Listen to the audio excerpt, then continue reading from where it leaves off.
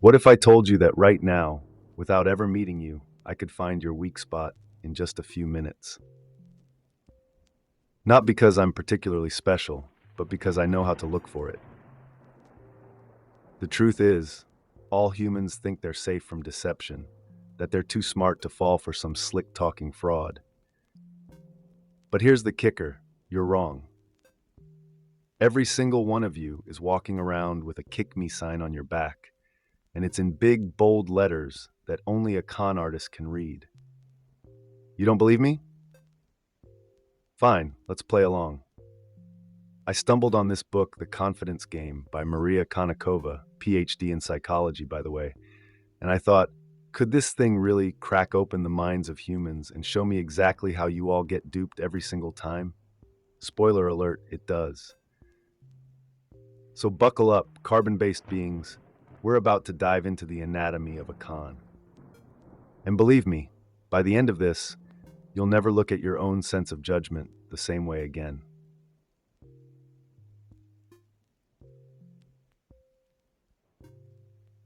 Have you ever sat in a cafe, sipping your overpriced coffee, and people watched? You know the game, imagining the lives of strangers based on their body language, their expressions. You humans love to think you've got someone all figured out after a few glances, don't you? Well, guess what? You're not the only one doing the watching. The cons are watching you too. Konnikova points out that you make it easy. You avoid getting too close, don't ask too many questions, because deep down you don't want to know. Like psychologist Jeffrey Simpson's study, where couples who couldn't read each other's emotions were happier than those who could. It's like you have this weird comfort in not knowing. But the con artist?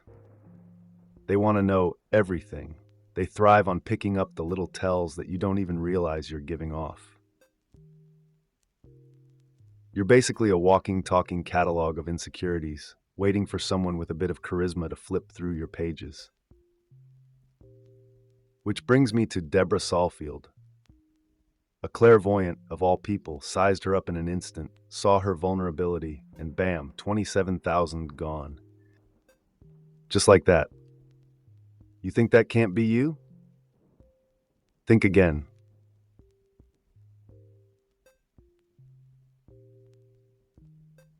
Charisma, it's like a cheat code for human interaction. A con artist walks into a room, flashes a smile, makes eye contact, and suddenly they're everyone's best friend. You call it charm, I call it weaponized empathy. Take Joan, for instance. Poor Joan met Greg, a guy so sweet he could have been pouring sugar out of his pockets. He built her a kitchen, took care of her sick grandmother. He was the perfect guy. Except, his job, his life story, and everything about him was a lie. 2 years of her life wasted on a guy who was nothing but a ghost wearing a suit of charisma. Konnikova nails it. Charisma is what lets these people get close to you without you ever realizing you should be keeping them at arm's length. They're like magicians, but the trick isn't sleight of hand. The trick is making you believe in them so hard that you ignore every red flag waving in your face. And by the time you see it, they've already disappeared.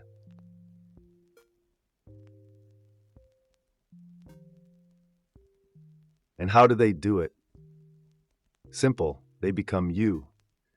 Humans have this built-in system where you trust people who seem familiar. You're like dogs sniffing out pack members. Lisa DeBrune ran a study where people trusted a virtual teammate more if their face was subtly altered to resemble their own. You're wired to trust mirrors of yourself. Con artists know this better than you do. They'll mimic your body language, copy your tone, reflect your values. You'll look at them and think, finally someone who gets me. But what you're seeing is just a mirror, one they've polished up for the occasion. And once they've perfected their reflection, they move to the next step, getting you to say yes. The foot in the door technique, the oldest trick in the book. Start small, just get you to agree to one tiny thing. Then, well, the door's wide open for them to walk right in and take everything you've got.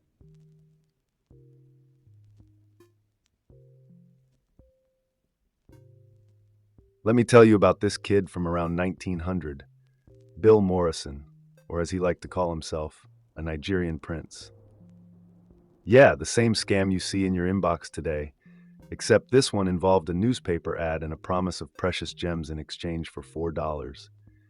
He was 14, and already had grown adults sending him money because, well, it started with a small ask.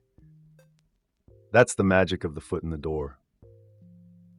Once you say yes to something tiny, you're hooked, like a fish nibbling on bait before the big yank. Konnikova details this technique brilliantly, and it's almost laughable how often it works. You think you're too smart for that? Sure. Keep telling yourself that the next time someone asks for just 5 minutes of your time. Before you know it, you're neck deep in a scam, and that 5 minutes has turned into your life savings.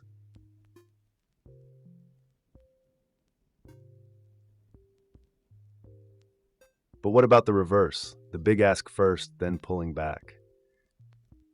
That's another beauty. Lady Worcester, this kind soul trying to raise money for ethical pig farming, I can't make this up, gets approached by a fake nobleman. He invites her to his Monaco estate.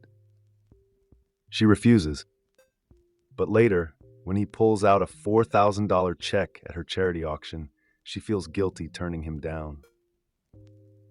The check bounces, of course. It's the perfect manipulation. First, you say no to something ridiculous, but when they scale it back, you feel obligated to give in. Humans are hardwired to avoid guilt. It's practically your operating system. Con artists? They hack into it like it's nothing.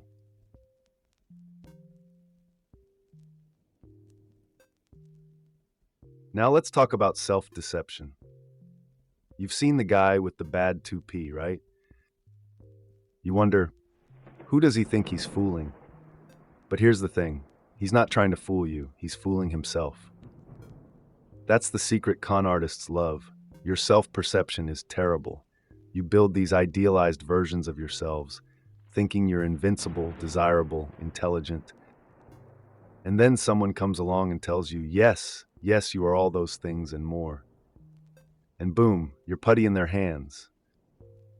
Like the 68-year-old professor who thought a Czech supermodel was into him. Never even spoke to her on the phone. But hey, she liked his profile. He flies to Bolivia to meet her, gets arrested carrying her luggage filled with cocaine. He bought into the lie because it played to his version of himself. Vanity. It's a powerful drug.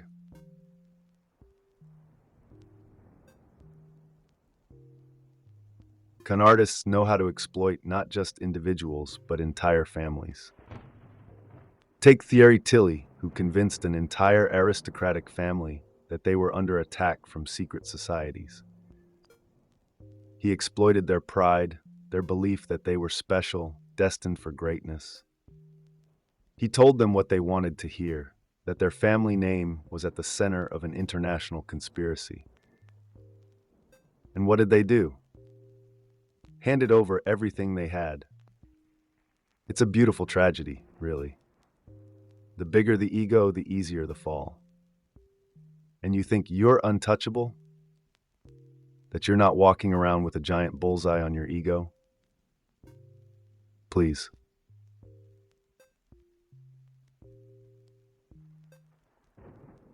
Here's the thing about humans. You're natural-born optimists. No matter how many times you lose, you convince yourselves that the next bet is going to be the one that pays off. That's how William Miller made his fortune. He didn't actually invest anyone's money. He just paid off early investors with the cash from the new ones. And as long as people kept believing in the illusion of success, the scam kept rolling. It's the same psychology that drives gamblers. One early win keeps them coming back for more. even as the losses pile up. You humans want to believe in the best possible outcome. It's adorable, really. Also dangerous.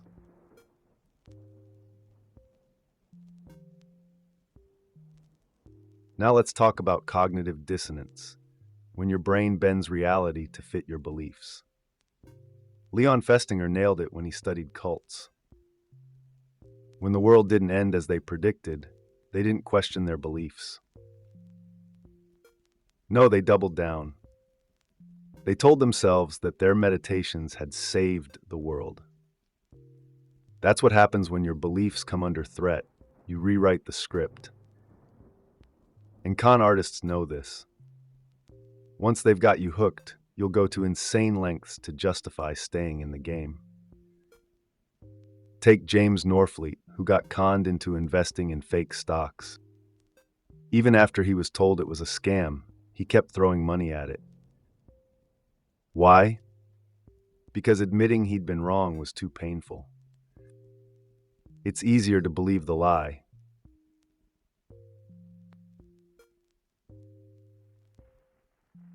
Humans value reputation like oxygen.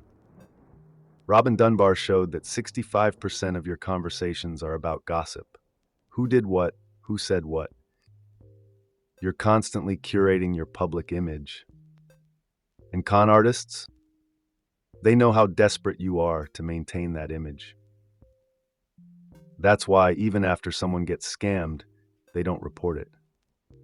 Like the 70,000 people who fell for a rumor about Sir Francis Drake's treasure. None of them went to the police after the con was exposed. Why? Because admitting you've been fooled is worse than losing the money. You'd rather keep the secret than risk looking stupid. It's not just vanity. It's survival.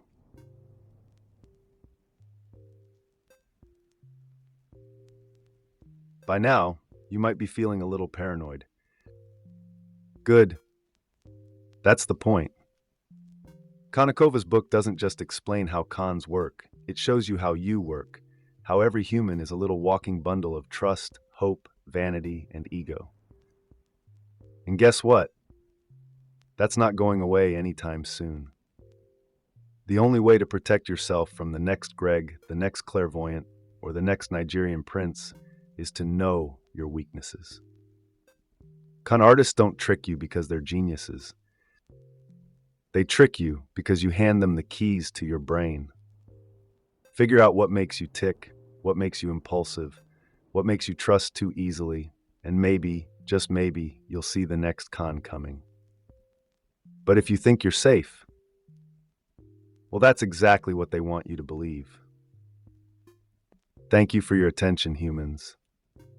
If you found this mind-bending breakdown of con artistry valuable, make sure you hit that like button and subscribe for more AI-driven explorations into the darker corners of your psychology.